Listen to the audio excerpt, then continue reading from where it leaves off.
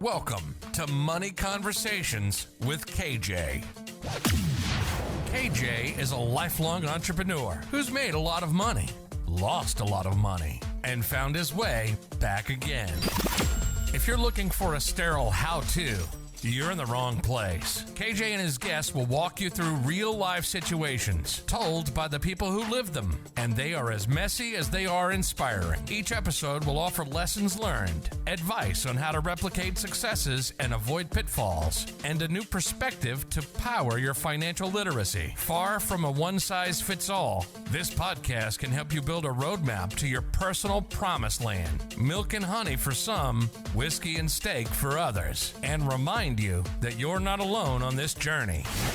Well, welcome back, everybody. Welcome back. I'm your host, KJ, and we have another great show here today. I have a good friend of mine that I actually play golf with on a regular basis, Mr. Henry Royale. So, Henry, welcome to the program. Welcome to the show. Thank you, KJ. Thank you for having me. Appreciate it. Listen, I really appreciate all the guests that come out here, and I know it takes time, and so we were mentioning before we got on air here that I don't know your whole story, right? I play golf with you on a regular basis, but not everybody knows my whole story, right? A lot of these guys still don't know that I do a podcast, but either way, we're going to dig in here, and I really believe that knowing that you're an entrepreneur, and you've been an entrepreneur a while, and we're in Las Vegas, and he plays golf with us in Las Vegas, but technically you live in Northern California. Correct. Right. Mm-hmm. And so we're going to figure out and unravel this story. And hopefully a lot of you guys can get some good money lessons throughout Henry's story here as we unravel this.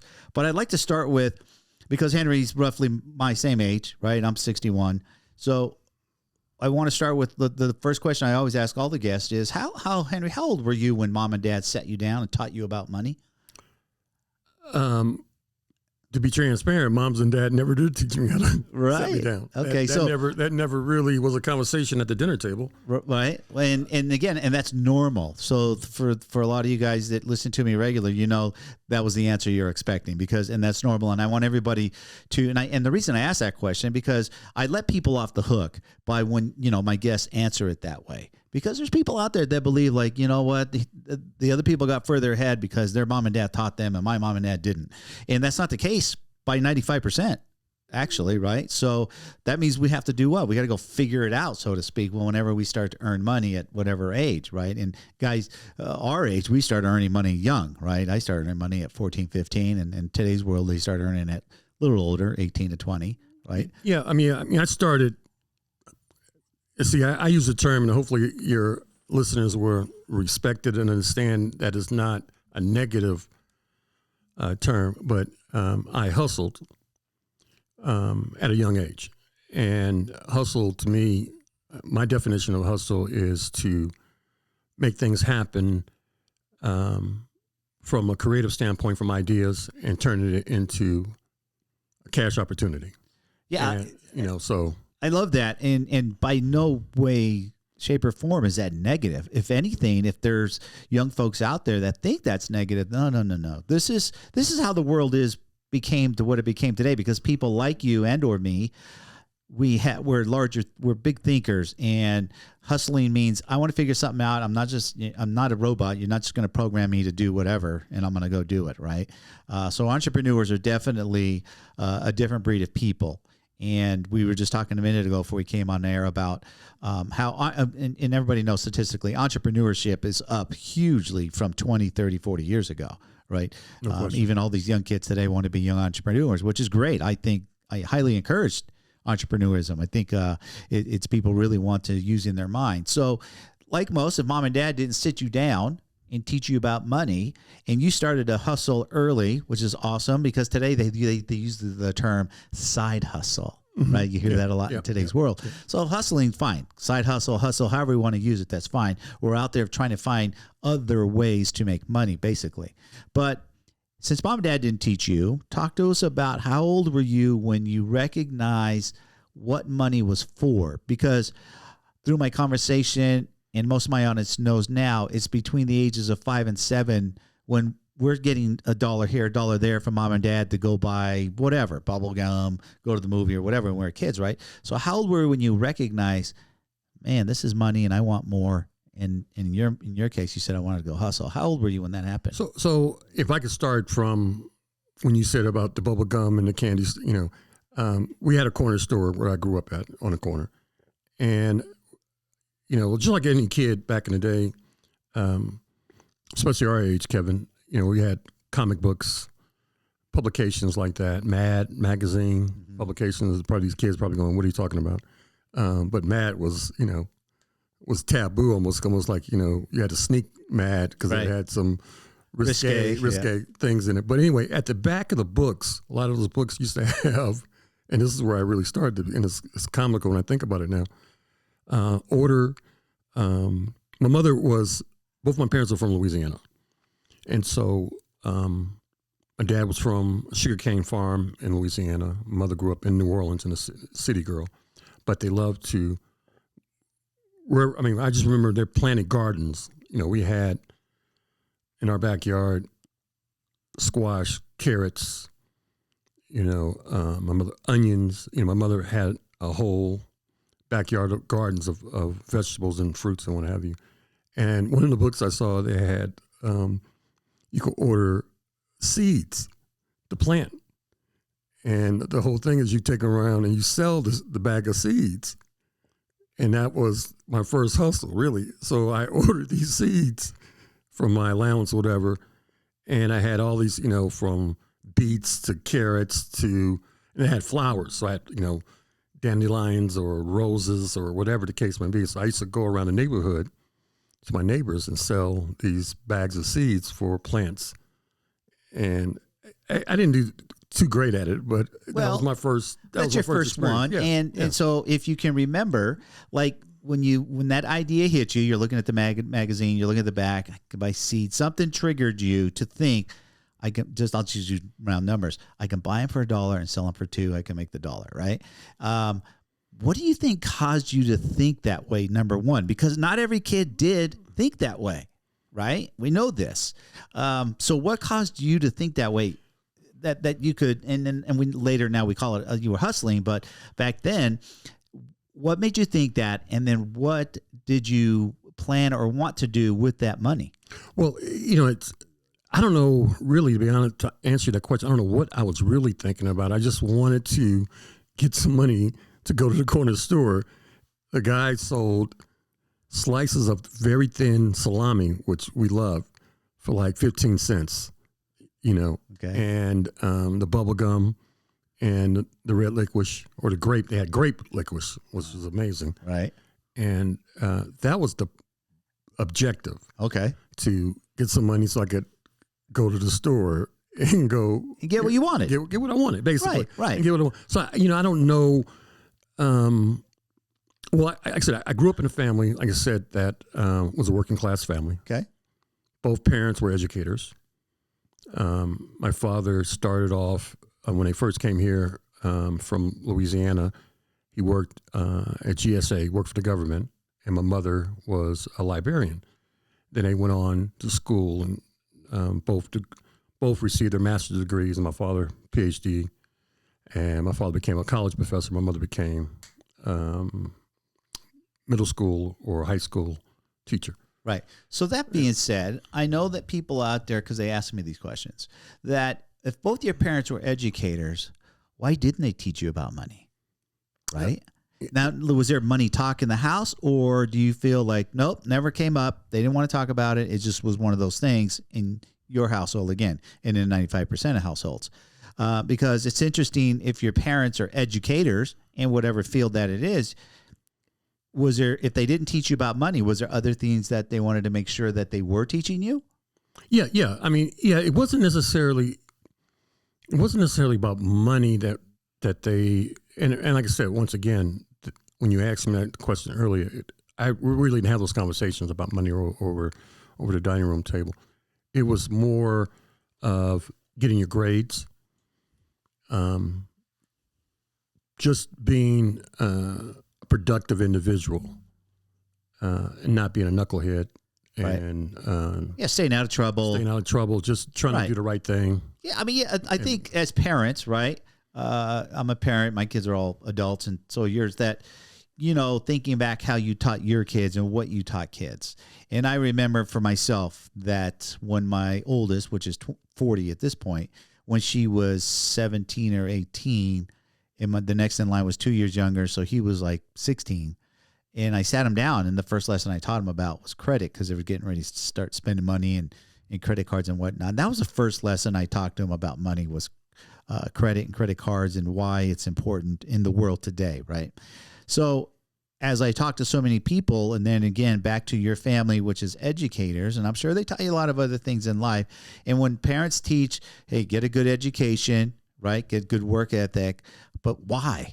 Right? A minute ago, we talked about you wanted to sell seeds because you wanted to go buy something that you wanted, which was food at the local corner store or whatever. There was a reason for it. And so you did that side hustle to do that. It's curious to me why parents, if they an educating family, are like, yeah, well, you're going to go get a college degree and learn and XYZ, but they don't tell you why.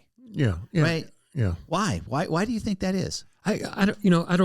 Well, I would say that my grandfather didn't teach my father.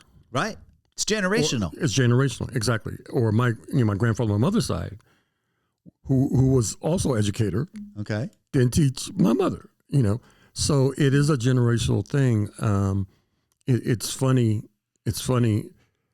I really had an act. It seemed like when I reflect now back on that, I share with cats, younger individuals, how, people like a Tiger Woods, a Michael Jordan, sometimes people are born with talent. Right. They're born with a gift. And I say more of a gift than maybe talent, because they developed their talent with the gift that they were born with. Okay, but I have an argument to that. Okay. If I share it with you. Because I want the audience to understand this, especially when we use those two people, okay? Because they're so recognizable in their individual sports. But if we listen and read why they were so successful, when we say given talent, I think that's 10%, because we know the work ethic both of those gentlemen put into their sport was far superior to their peers, right? Tiger Woods has put in way more hours on a practice range than almost any golfer. The same goes with Michael Jordan.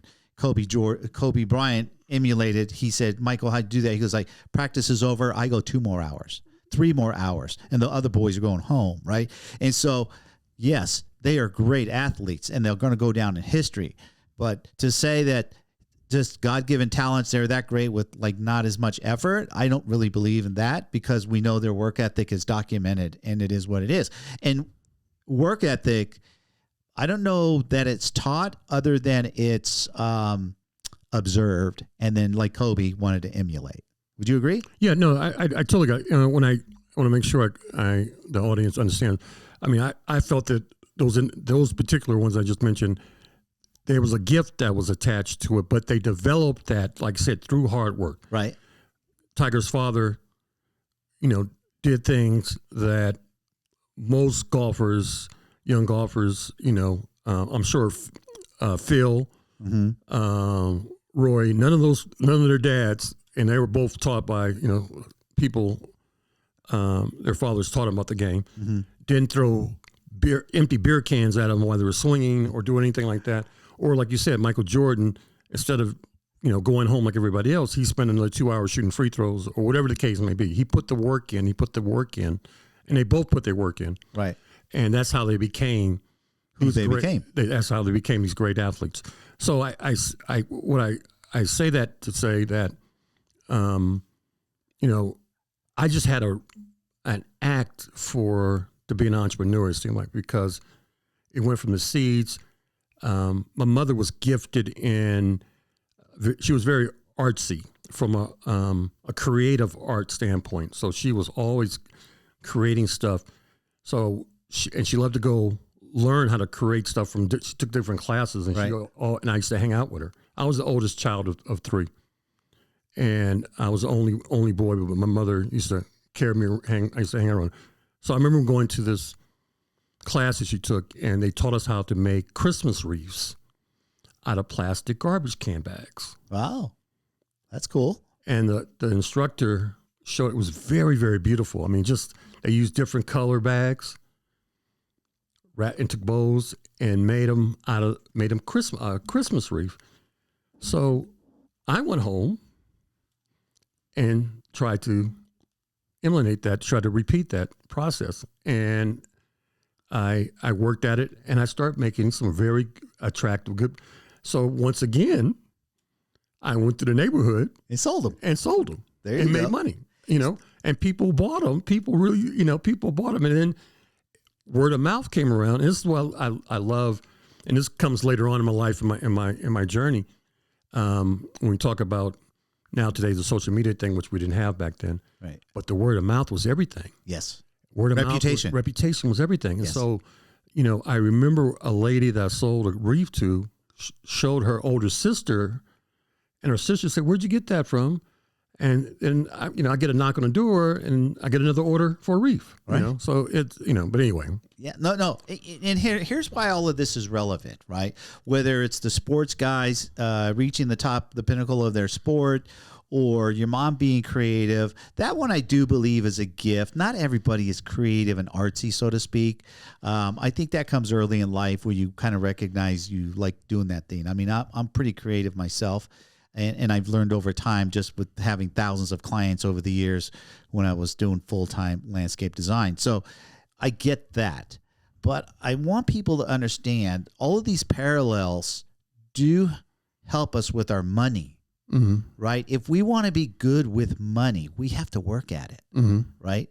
Tiger Woods, Michael Jordan, if they wanted to be good and or great like they were, they had to work hard at it. So when mom and dad aren't teaching us about money and we become of whatever age and start earning money, then it becomes about no one teaches you that. The true concept of money that I like to teach in my programs is you have to realize nothing is more important than making money make money. That's how we're all going to make more money, right? Make our money make money. It's not about us trading time and or value for money.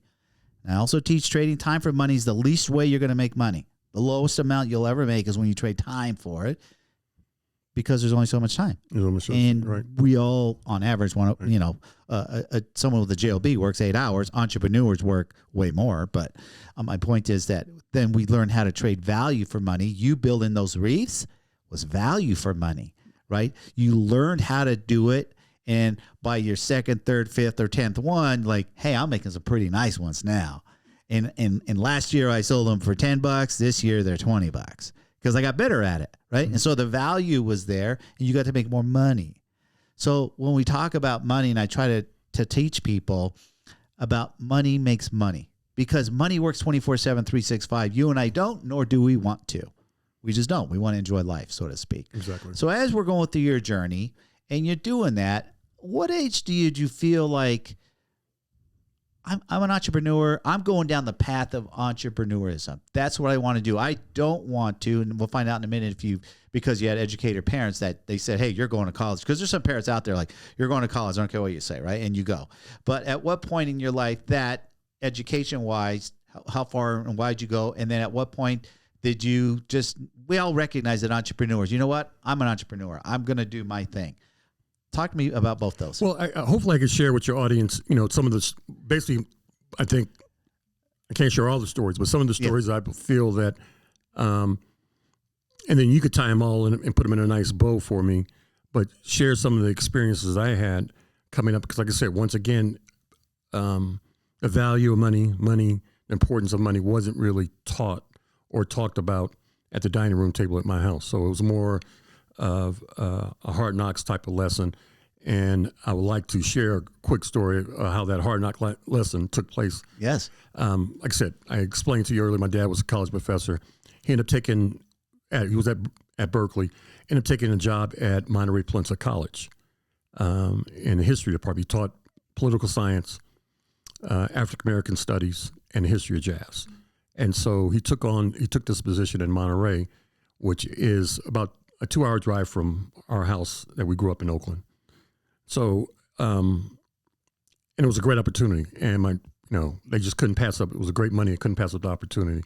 So my father went out there, and he commuted back and forth. which is a hard task. Oh, heck yeah. 2 hours each way? Yeah, so Every it was very day. hard. Oh. And like I said, and he wasn't any younger, so he was getting older. So he ended up buying a house out there and then coming back on the weekends. And then eventually we, as a family, we decided collectively, let's just go to Monterey. So long story short, I ended up getting into a school called Robert Louis Stevenson. It was one of the highest ranked preparatory school forget California in the country. We know we're golf lovers. Bobby Clampett came out of that school, the great Bobby Clampett, who was a senior in high school, made the cut at the U.S. Open at Pebble Beach, and almost won it. He was on the leaderboard at one point going into Saturday. Wow. So going in that school, and this is the story, it was a border school, but even though we lived in the Monterey area at the time, Pebble Beach was, only like a 10-minute drive from our house. So they bought 8 African-American students to come into that school, because normally it was a dominant white school, but they brought these kids in. We're all athletes, and they brought us in, and they kind of gave us a scholarship. So it was my first, knowing about scholarships and education. And my dad had some pool as well, and he got me into the program. But this is the story I wanted to. So the school was so amazing to me. We always grew up. We used to go to what you guys have, and they had Foot Locker back then, I guess. Maybe did they? We had Kenny shoes, but anyway. So we used to go to the mall and go buy shoes and athletic wear, shorts, jerseys, whatever the case may be, right? So at Robert Louis Stevenson, the store came to you. So I remember the football season started. This big van pulls up, and the van, never seen anything like it. But the van, it's kind of like almost like we had these food trucks that pull up and all this. But the van came up. This guy opened up the side of the truck, and it had every shoe that you could think of: Adidas, Nike, Puma, jerseys, everything. And so I'm like a kid in a candy store. Yep. And so all the kids, I didn't know what it was there for, but then the guy told me, yeah, they come here for every season. Right. This truck will come in. So if you got football, baseball, basketball, whatever. Right. And they will come in, and you just go in there and pick out what you need. What do you mean? Like, did you pay for it, or you mean? So that's this. So okay. Yeah, so I'm thinking, oh, really? You just go in there and pick it. So I'm going there, and I go pick out some new Nikes. Right. We didn't have Jordans back then. Right. But I picked up some new Nikes, or I think maybe it was Puma was hot then. I forgot what I did. I think it was Pumas. It wasn't Nike, it was Pumas. Okay. So I picked out these brand new Pumas, high top, picked out a couple of jerseys, some shorts, nice trunks. Yep. And the guy writes it up, and cool. I sign my name, cool, right? About 3 weeks later, I'm in my room. My dad slams open the door and starts going bananas on me. Yep. He got the bill. I didn't know a bill was going to be, Right. So this is, like I said, this is my education of not knowing money, the power of money, the use of money, the proper use of it. Right. And so my dad went 5150 on me.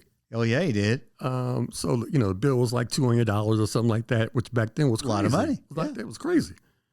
So that was a life lesson that I'd never, ever forget.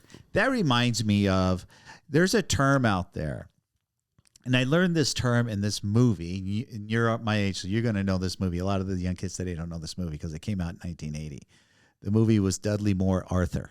Oh, yeah. Mm-hmm. Mm-hmm. There's a line in that movie, and I've shared this, I think, once or twice on another podcast, that the premise of that movie is Arthur is the son of an extremely wealthy guy in New York, right? Right. Worth almost $1 billion.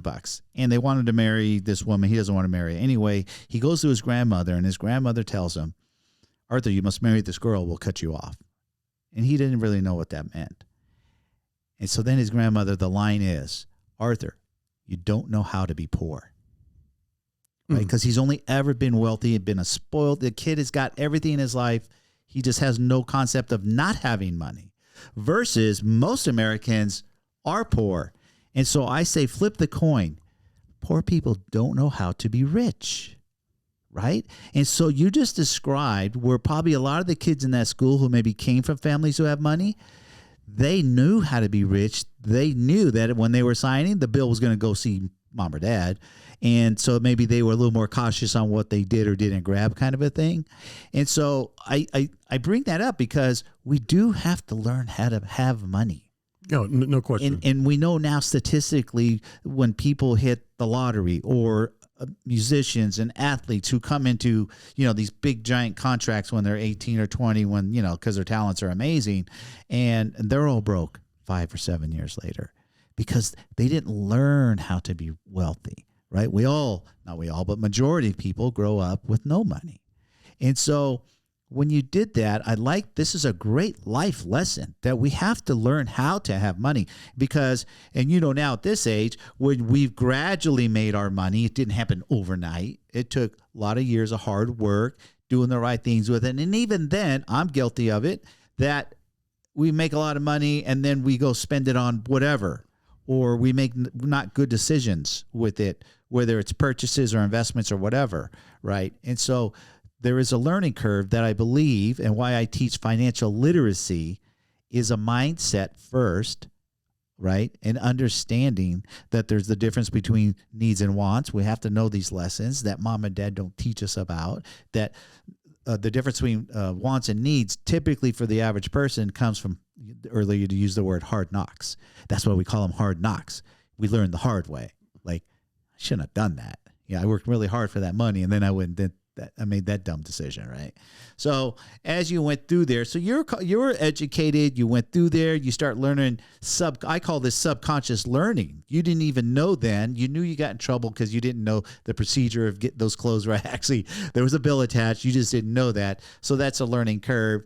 And you probably paid a little more attention to money that was being spent. Because how old were you when that happened to you? So I was in the 10th grade. So we're in the 10th 15. grade. Yeah. So it's you always hear, you follow your peers. So I'm watching all the other kids, right?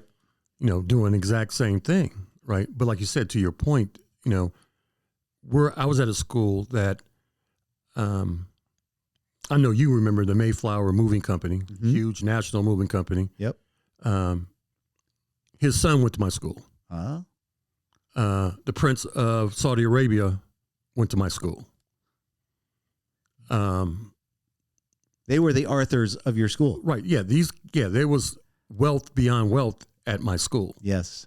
Like I said, it was one of the top preparatory schools in the nation. So kids were getting sent there constantly. President of Adidas' son was at our school.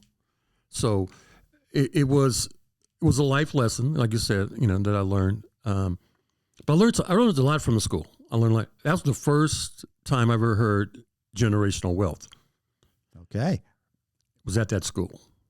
Well, I would think, real quick, if I iterate, that you went to school to learn curricular things, but you also learned at the same time, and you probably recognize it more now than you did at the actual time, of going to school with all those other, a lot of wealthy kids, life lessons that I'm sure you learned from that, maybe, again, not at that specific time. And so as my listeners are listening to me and we're having these conversations, really pay attention to all your conversations of what other people around you are doing. That's why that term, you are the 5 people that you surround yourself with, is such a true statement, right? So be careful who you surround yourself with. Like you and I, we both know, and I know we both feel privileged to be in the golf group that we're in, because these are a lot of really educated, high-level people that we play golf with. And we don't, hang around thugs and thieves or whatever, right? So to the point of you going to that school, the opportunity that you had, and I want other people to realize, you recognize that that was definitely an opportunity at that point in time in your life that, dad helped you get in and the other ways that you got in there. But I want people to realize that was a true blessing for you. And I know you did, but recognizing your own lives when an opportunity comes up like that, like, hey, you may not see the fruits of this opportunity today or tomorrow, but it may not even be for 3 to 5 or 10 years. Yeah. And you're absolutely right. And I want to be transparent because I think this is really a key point. That was a great opportunity. But it was an opportunity that I necessarily wasn't ready for. I resisted it. I fought it because I was from the streets of Oakland, California, where I went to go see the Oakland A's, the world champion, World Series Oakland Athletics, right. Reggie Jackson, Catfish Hunter, Vita Blue, where the Raiders played at, where the Warriors played at, the Golden State Warriors, who are, right. people know, your generation know now. But so I kind of resented it. But it's funny you said, I'm glad you brought that point up. It is something that as I reflected, as I've gotten older or, was older, how important my time at that school was and what I did. Because of what I learned from that school, I took that information, the pitfalls, the good and bad, and parlayed that into something very positive for my business and myself as well, And this is the point I want to say, because, like I said, being rebellious, I didn't really value the opportunity being at that school. So, a long story short, I didn't graduate. I ended up coming. I complained so much. My dad sent me back to my mother, Oakland. So I ended up going back to the Oakland public schools. And so I say all this to say, yeah, sometimes you do have opportunities. Yeah, I thought I blew a pretty good opportunity, but I was, I won't say, and it's not really gifted. I just had I didn't give up. And I want your listening audience to know that sometimes, like you talked about how we mismanage money sometimes, it's peaks and valleys. So I've had my peaks and valleys, doing great, getting to the mountaintop and then burn and crash. Climb back up that hill, get to the mountaintop, burn and crash. So that's reality. But don't let that disappoint you.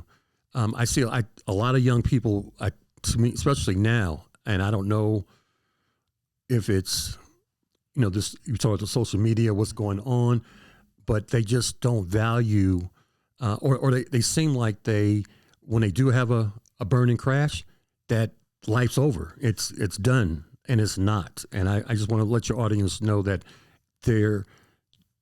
pick up your bootstraps, get back on this horse, as the cliche may say, right. and keep fighting, keep moving, because if you do, you'll see the fruits of your labor. You'll see your fruits of the labor, and it'll come for you. I agree. I like to teach people, and you just use a different term, your highs, your lows, your crash, your burns, or whatever. And it's failures, right? We all are going to have failures in life through our whole lives. Mm-hmm. And I say the more failures you have, the better off you're going to be, on one condition: that you learned from each and every one of these failures. Correct. Because there's some people out there that are so afraid to fail because they think the word fail or failure is the end. Like, that's it. I failed. It's done. It's over, right? And it's not. I just did a video last week and posted it out there. Failing is a stepping stone to achieving. Yes. But that's a mindset, right? It's a mindset. And these are the conversations. And now I've had them with my kids because when I got proactive about learning these types of things, and it's okay. And so none of my kids are fearful of failing, right? My dad used to tell me, don't cry over spilled milk. Yeah. You know what I mean? Mm-hmm. In 08 downfall, I lost multiple six figures.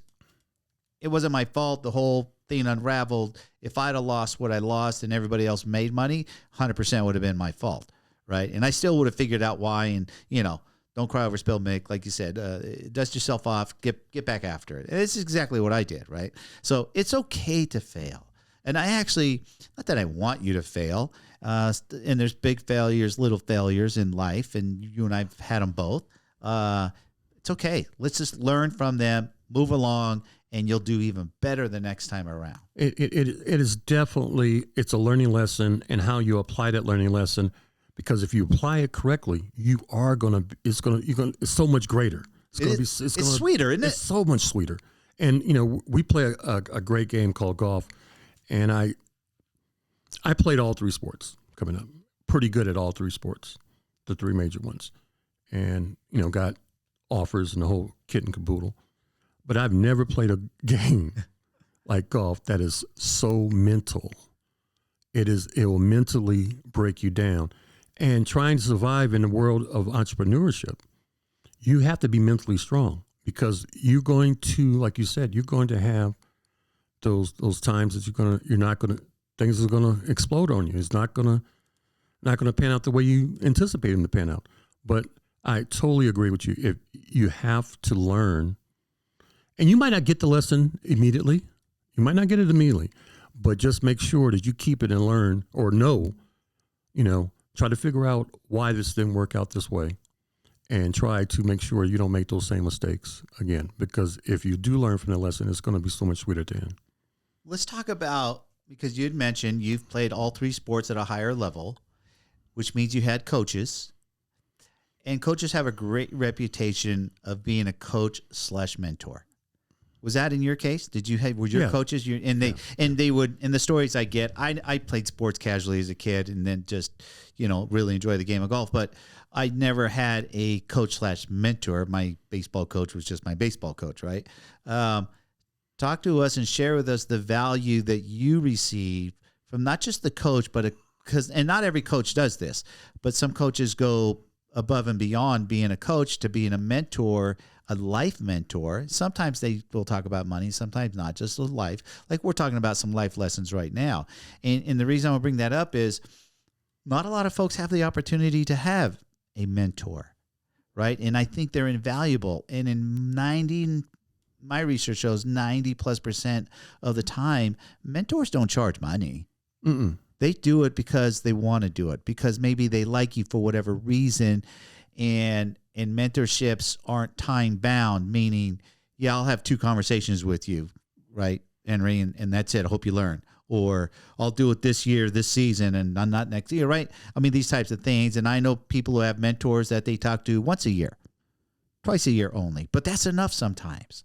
So share with the audience your experience with your coach/mentors, and how they shaped and helped you in life to make the decisions you made that ultimately were decisions that helped you financially. Well, you know, it's to me, those mentors they do it for only one reason, for the love of what they're here for. It's funny you just said it. I just came in Oakland. We just honored a gentleman named Mr. Butler. Mr. Butler was, thank God he's still alive, that we were able to give him his flowers while he's above ground. And his son put this great opportunity together. He was mainly a baseball coach. He was responsible for cats like Ricky Henderson,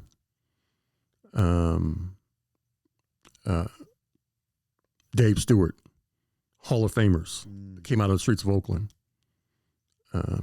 So many other people I can't even think of right now. Right. But Mr. Butler, his influence with me, and wasn't like he had other cats that were like, him and Ricky were really, really close, you know. Right. But he had other cats that were really, really close with him, and a gentleman named Mr. Green, Billy Green.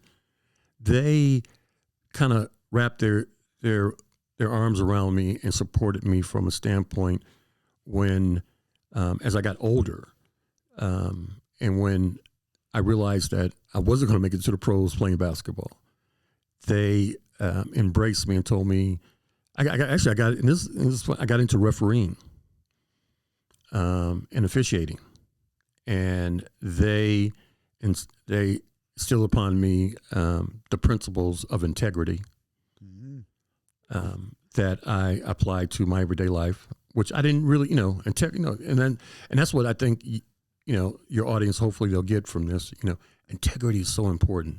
It's never taught. And it's never taught. But it's not a lesson that, let me sit you down and teach you about integrity. You have to live integrity. You got to live. You have to live it, right? You can it explained to you if you don't know what integrity means type of thing. You can sit down and explain integrity. But integrity comes, in my opinion, it's learned and over time. Life lessons. Mm-hmm. experiences. This is basically, guys, it's just do the right thing. Do the right thing. Like I said, we play a great, like I said, and I keep going back to the game of golf. Yep. And hopefully I'm not messing up your audience No, or your podcast. not at all. But that's one of the only games that you got to penalize yourself. Yes. There's situations in golf that you could be at that nobody else knows. Yes. That you hit the ball in the bunker twice. Nobody They didn't see you. And nobody see you. But the integrity of the game, when you give your score at the end of that hole, you got to say, hey, I hit that ball twice in there. Yeah. It's so many times the cats have gone. And I'm sure you explained thing.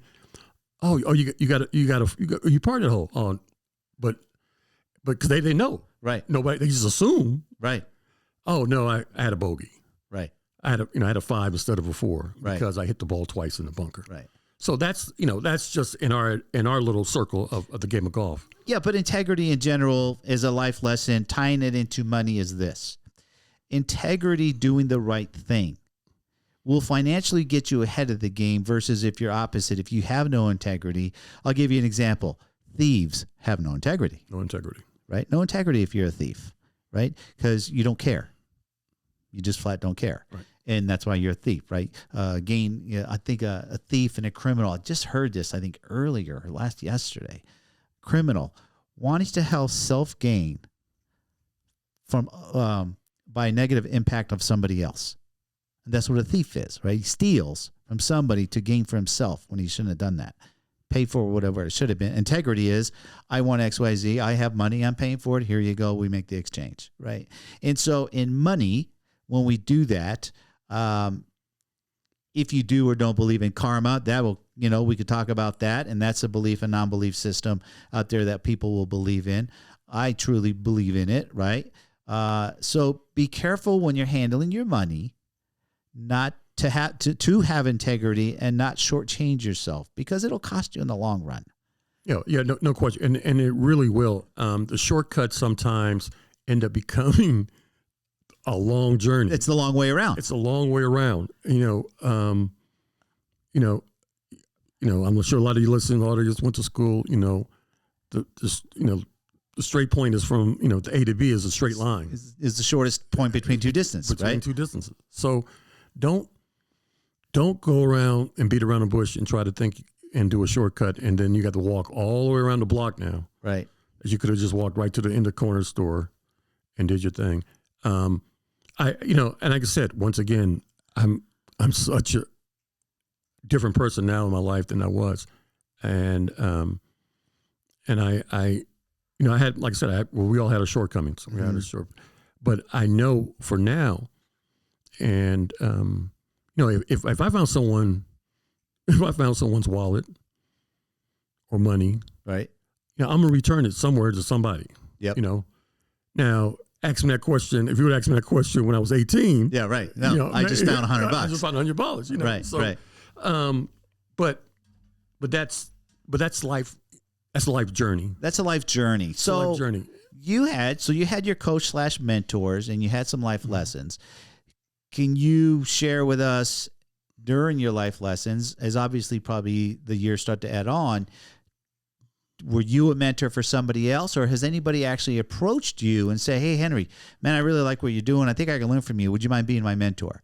Yeah, I've had some opportunities. I probably need to do more than I've actually have been asked or been. So people have asked you? Yes, I have. And like I said, a teacher for one of my high schools, when I went back to Oakland, after I left the private school, when I went back to Oakland, I went to a school called Skyline High School, and young lady teacher up there. This is way before the pandemic happened. Knew a little bit about my history, being an entrepreneur, being a business person, and she asked me would I come to her class and talk to her class about necessarily about business, but just about life in general. Mm-hmm. A kid coming out of the streets of Oakland. And not necessarily I've made it to the top of the world, but I'm doing okay. Yeah, you had some positive life. Yeah, I'm doing okay. I'm doing, and like I said, and another thing, Kev, I have so survived to this point. I've buried so many friends, you know, but I survived, and I've gotten to this point from the grace of God. I've gotten to this point, you know. So but I have. To answer your question, I have been approached. I would love to do more. I think that, to me, the message I want to send to people is that don't give up. You're going to make mistakes, like I said, because I'm a classic example of, like I said, going to the mountaintop and burnt and crashed and done those things throughout my life. But I stayed the course. I kept my head focused. You do get down on yourself, and I think that's you know, I'm not trying to jump all over the place, but you bring up a good point, because listen, we know, again, back to today, 2023, that 62% of Americans live in paycheck to paycheck, and what that means you're struggling with money, right?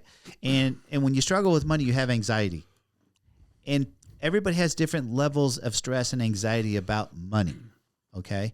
I find myself extremely fortunate that it never, and I've been at the broke end of the spectrum, and it never affected me that way where I got really depressed about it. It for me, it was the opposite. It made me work harder.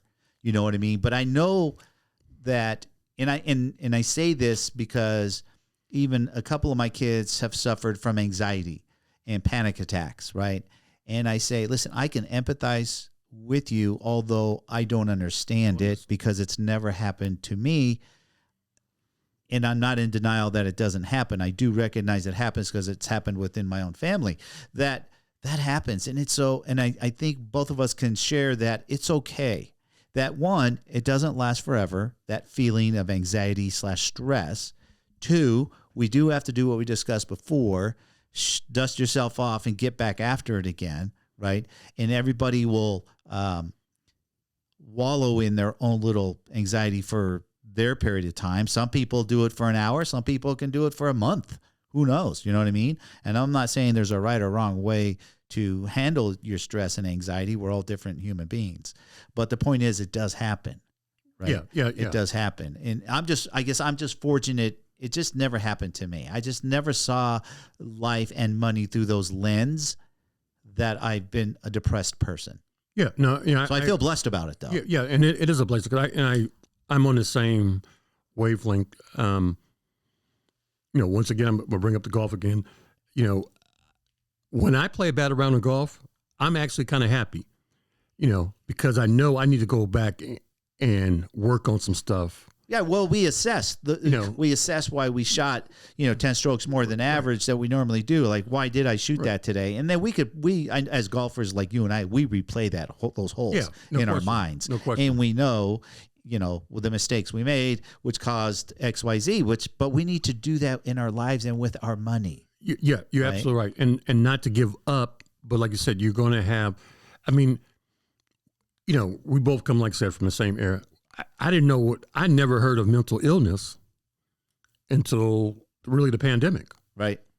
I sympathize with it. I don't understand it necessarily per se, right. Or maybe I went through it and I didn't realize that I went through that. Could be. You know what I mean? Yep. Because we had a different way of doing things back then.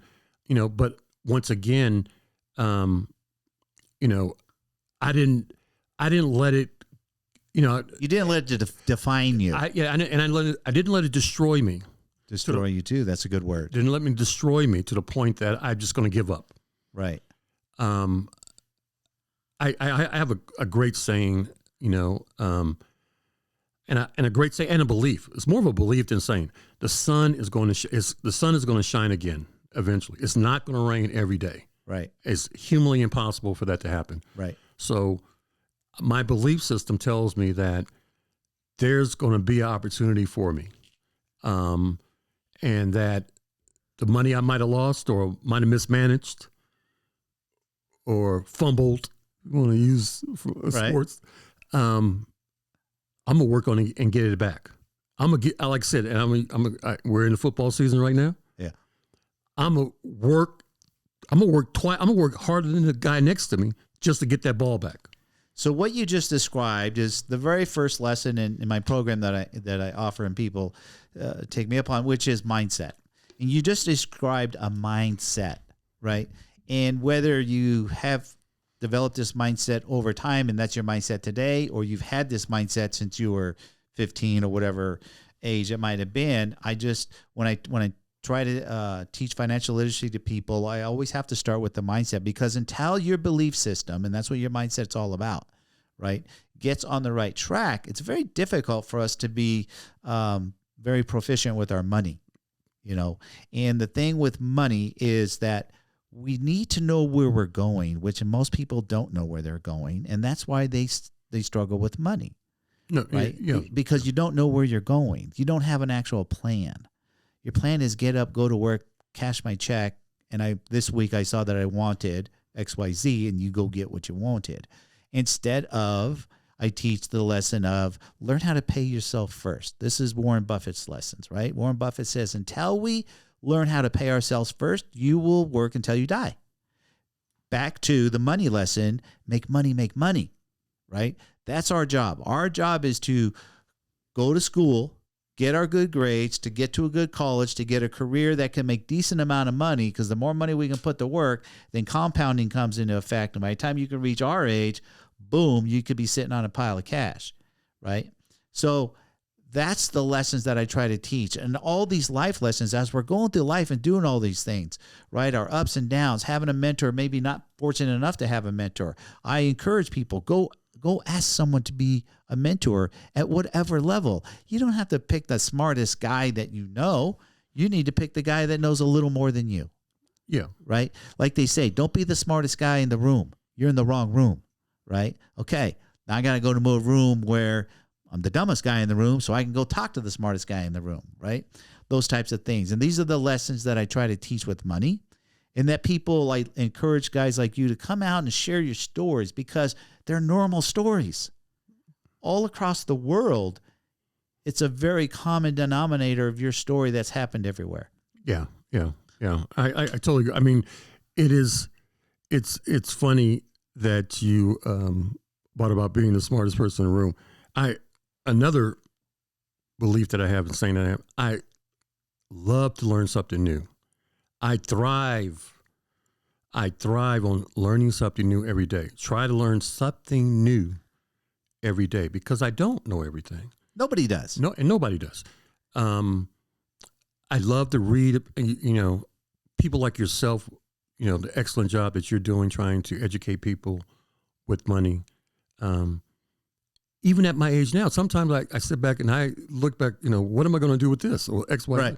But what I do, I go find somebody like you, KJ, or I go read a book, or read an article, or read a Warren Buffett story, or read some type of and like I said, I wish I could share all the stories, but I got to share this story, and hopefully I'm not going in. You're good. You're fine. Being an entrepreneur, I worked in the entertainment business for several years. That's kind of made my bread and butter. I read a great article, a great story, when I worked for Warner Brothers in Los Angeles. Kodak Film, King of the Hill, top 3 companies in the world, because of film. Mm-hmm. Kodak had a monopoly on film for a long time, forever. It seemed like. So the story was such a great story that I read, that as the 21st century came about, right, and a digital age came about, the powers that be over at Kodak, some young whippersnapper was saying, hey, we need to start making a pivot out of film into digital, because that's going to be the next thing. Right. That's going to be the next thing, man. Oh, no. Well, they'll always use film. They'll never, ever, they'll never, we're good. And they basically, the powers that be, basically shut this guy out and told him to get the blank out my office. And the next thing you know, Kodak has one stable. Well, they basically went bankrupt, pretty much. Yep. because they didn't make the pivot into the digital age, I should say. Right. And I thought that was so fascinating to me. I thought that was basically they were dinosaurs that didn't realize that it's time to let's make a move. But the main thing that I thought was that they didn't listen. Their arrogance was so. So that's a lesson that I teach, and I truly believe what I'm getting ready to tell you, and I've said it before many times. I personally believe every single individual has a new opportunity placed in front of them on a daily basis, but the problem is recognizing the opportunity. So in your story, someone came to the office, and presented the opportunity because they saw the vision that the change that was going to happen. And the higher powers didn't believe it. And so opportunity lost. And Kodak literally built Rochester, New York, is only in existence because of Kodak, right? That whole city worked pretty much for Kodak, right? I know people that live there. And so, boom. Same thing happened to Blockbuster, right? Blockbuster is the same story. Same story. So we always should be on the lookout for opportunity is the lesson here, guys. For you guys out there listening, it happens all the time on a regular basis, and more so, much faster the further we go in time here, because learning right now is compounding exponentially, meaning by a multiplier of 100. Every single year, we know the technology that was last year compared to this year. In tech world, they call it the dinosaur. Whatever last year's tech was, outdated. You're done. And so it's changing. This is how fast it's changing. And when things change this fast, that means there's opportunity. Now, some people take advantage different ways of opportunity, right? Some who want to play in the stock market, it's information. And they'll take advantage of that opportunity because of information and make investments, boom, boom, boom. But wherever we are in life, just walking through, meeting somebody new today, having a quick conversation about XYZ, boom, opportunity happens. And be open to, I guess, my take from it is to be open and receptive. Yes. To that opportunity. Don't be so closed-minded. Mm-hmm. And that's what the guys from Kodak did. Same thing happened with the Yellow Cab. You guys, we all know Yellow Cab is the biggest cab company. Yep. It's a national brand throughout the United States. Yellow Cab, same story. Uber. Took them out. Cab. Because of an idea. See, that was just an idea. The guy from Uber went to Yellow Cab first. Yes. And said, hey, got this technology, no more cash. Right. Pay in advance. Money gets deposited to your account. They said no. The powers that be at Yellow Cab said, that's some BS. Wait, we're a cash business. No. I said, the cab driver's never going to go for that. Right. And then here comes Uber and Lyft. Boom. Took them out. And took them straight out. Yes. And now Yellow Cabs are doing Uber and Lyft. Yeah. So basically the point is, man, guys, just be open, be receptive. And I want to segue something and go back into, we talked about, the influence of our parents. The one thing I did from my parents that I did achieve was a work ethic. Yes. Because my dad came from a sugarcane field that he had to work every day before he went to school. My grandfather made him work 5 o'clock in the morning before he even went to school, and he had to walk 3 miles to go to school. Same thing with my mother. A work ethic, and I've always kept that. That to me, I think, has gotten me through. Like I said, during those times, like we talked about. I think that's our generation. Yeah. Today, I think these kids. When I say, I use the term kid. My oldest child just turned 40. So if you're under 40, you're a kid to me because my oldest child is 40. So kids today, man, they want to shortcut everything. And that's okay because life's moving 100 times faster than it did for you and me when we were 20, whatever. Right. You know what I mean? I'm not mad at him for trying to do that because we definitely can get a lot more done in a 24-hour period today than we could in 1980. No question. Right? And so once people are learning how to leverage, and I teach leverage on many different ways. We leverage people, time, money, things, right? We got to learn how to leverage if you really want to try to, really gain some wealth. It's about leveraging everything that we possibly can. And so I don't blame them for that. So when that goes back to work ethic, side hustle, these young kids are pretty smart. Some of them are pretty darn smart about it. And so when we say work ethic, and the term you and I will use as and I really don't like this term, hard work, right? I'd always taught my kids that for sure, number one, your mind will out earn your back 100 to 1. So don't work with your back and your hands. Make your mind make money. Yeah. You know what I mean? But when you and I, our generation, our parents go work hard, they were meaning physically get out there and work. Yeah. And kids today don't want to work physical at all. No, but they're absolutely right. I mean, our parents, my dad, my mother accumulated, quite a bit of real estate. At one point, my parents had about 12 rental properties, which is pretty big for two educators, not having no money. And so I saw that. And I learned from that, and I had to work. I was a party goer. I loved to go party when I was, in high school and college. And it was normal. Yeah. But I had to get up every Saturday morning, Sunday morning before, because we always went to church. So I couldn't, if I lived in the house, I had to go to church. Right. But Saturday morning, I was partying Friday night into the wee hours of the night. But Saturday morning, my dad would get me up at 6 o'clock to go work on one of these rental properties they had. And that was just, God knows how long. Yeah. But to your point, that's working hard. But that's all he knew. That's all they knew. I learned from a guy, very, very wealthy, very wealthy guy. And the guy told me, man, and I'll never forget this. He gave me two great, gave me some stories, but I'm not going to share the story. But basically what he was telling me, he told me, Henry, it's great to work hard, but you got to know how to play hard. Yes. And I always found myself working hard and not taking time out for myself to go play hard.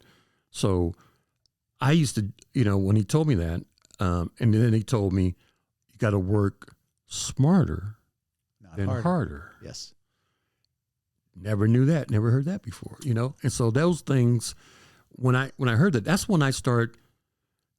It's a reason. It's no. Now when I reflect back and find out why I came to Vegas or got to land, because when that guy told me that, and this is 25 years ago, about working hard. Work hard, but learn how to play hard. Right. So I used to take time and fly to Vegas. I'm not a gambler, but I love to play golf.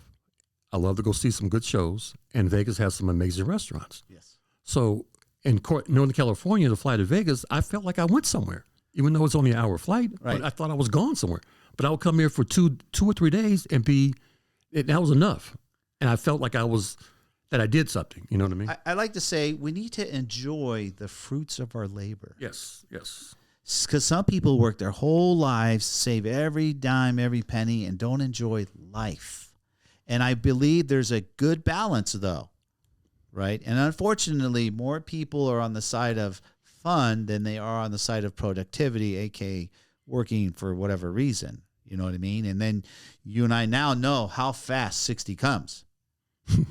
Comes like, I remember my parents saying that, hey, you guys, time goes fast. You better, get some stuff done. Right. And now we know, it came way too fast. Right. It's like the last 15 or 20 is a blur almost.